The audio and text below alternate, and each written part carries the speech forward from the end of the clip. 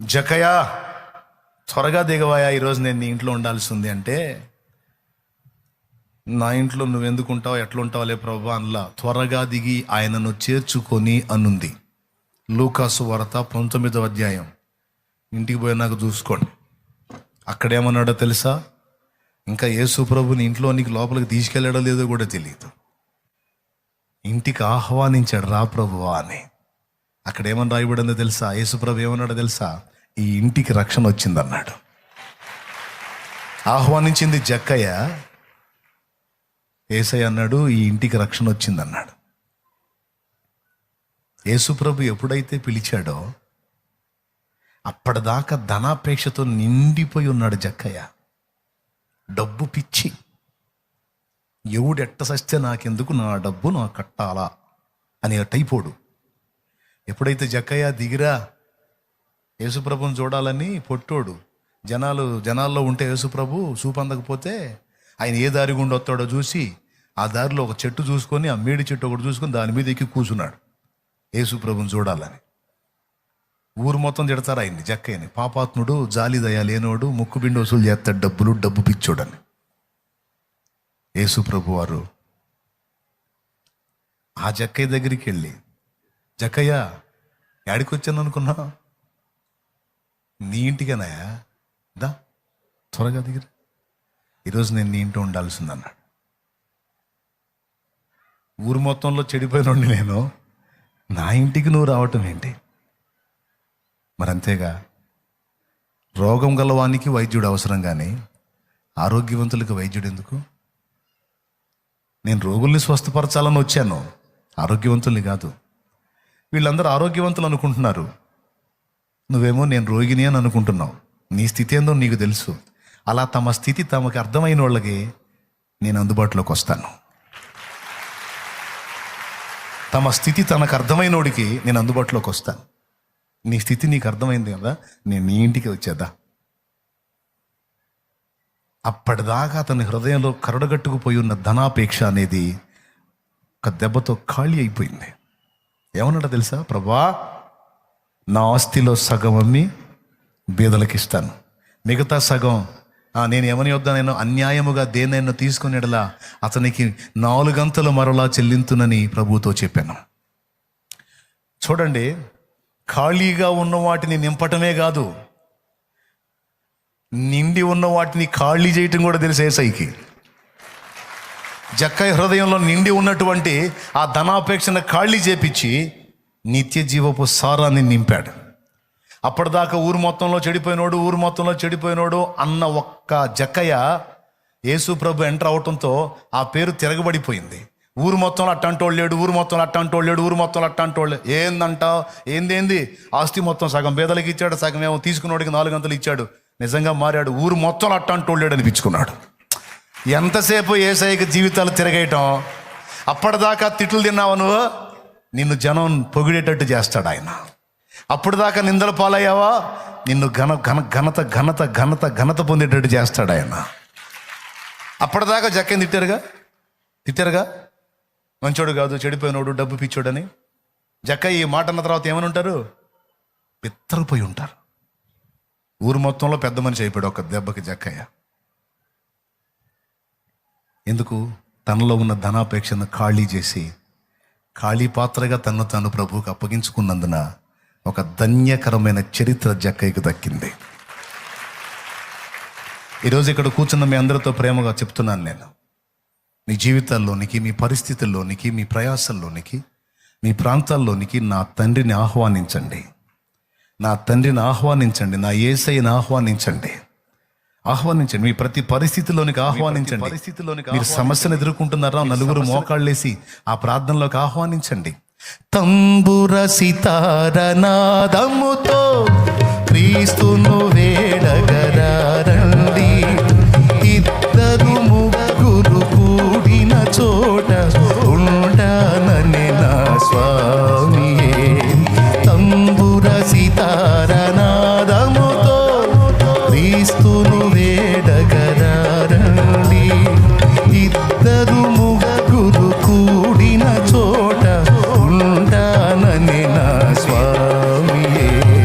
Thumb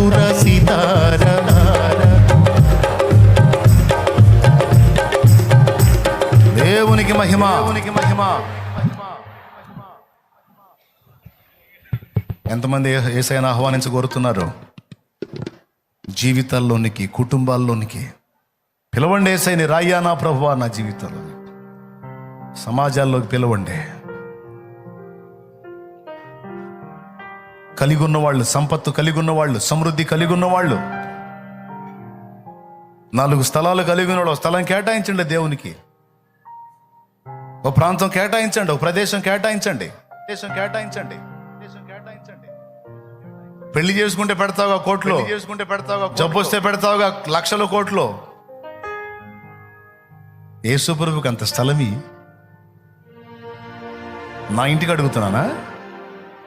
నేనేమన్నా మీ ప్రాంతాలకు వచ్చాను బిల్డింగులు కడదామని అడుగుతున్నానా? నాకున్న నివాసం అంత చాలు. నా ఇల్లుకా లేకపోతే నా పెళ్ళికా?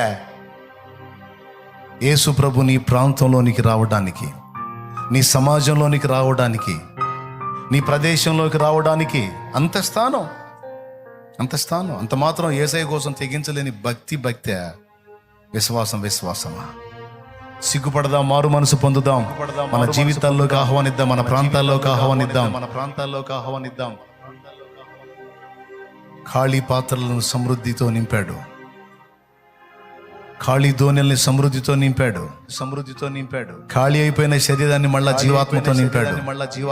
ఖాళీ అయిపోయిన జక్కయ్య హృదయాన్ని దేవుని పరిమళ సువాసనతో నింపాడు నా తండ్రి. ఇంకా మనం ఎక్కడెక్కడ ఖాళీ అవ్వాలో చూసుకుందాం, ఖాళీ చేయబడదాం. పూర్తిగా ప్రభుకి మన జీవితంలో సంపూర్ణంగా స్థానం ఇద్దాం. అంతేకాదు ఆయన మనతో చెప్పినది చేసే విషయంలో జాగ్రత్త కలిగి ఉందాం. చాలా విస్తారంగా మాట్లాడాను ఈరోజు. ఈ హెచ్చరికలు తీసుకొని దేవునికి అవకాశం ఇవ్వండి. కృప మనందరికీ తోడై ఉండును. ఆమేన్. శామ్యూల్ ప్రార్థన చేస్తాడు. స్తోత్రం. మహాపరిశుద్ధుడైన తండ్రి, ప్రేమ కలిగిన ప్రభువా నీకు స్తోత్రాలు. ఈ 2వ ఆరాధనలో నీ దాసును నిలవబెట్టుకొని మాతో మీరు మాట్లాడినందుకై స్తోత్రాలు చెల్లిస్తున్నామయ్యా.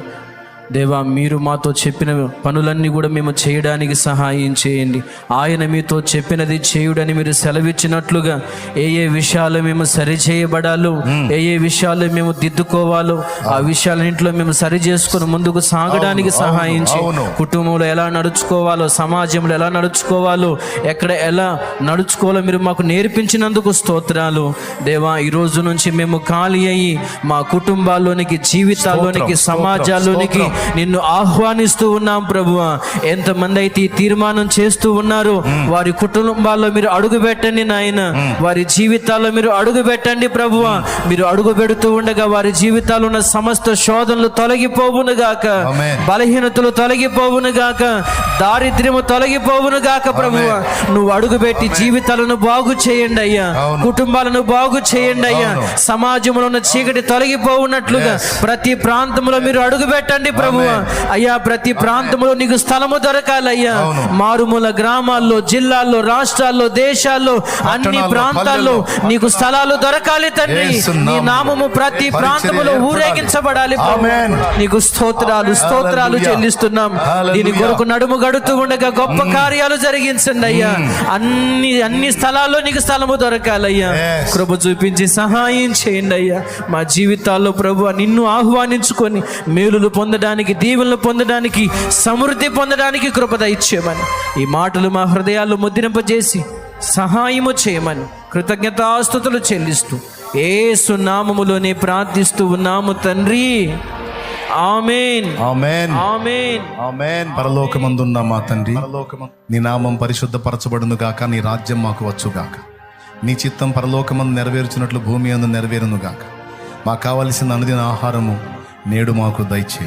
మా పట్ల అపరాధం చేసిన వారిని మేము క్షమించి ఉన్న రీతిని నీవు మా అపరాధములు క్షమించు. మమ్మల్ని శోధనలో నీ తేక దుష్టి నుండి, కీడు నుండి తప్పించు. ఎందుచేతనగా రాజ్యము, బలము, మహిమ, శక్తి సర్వం నిరంతరం నీవై ఉన్నావు తండ్రి. ఆమేన్.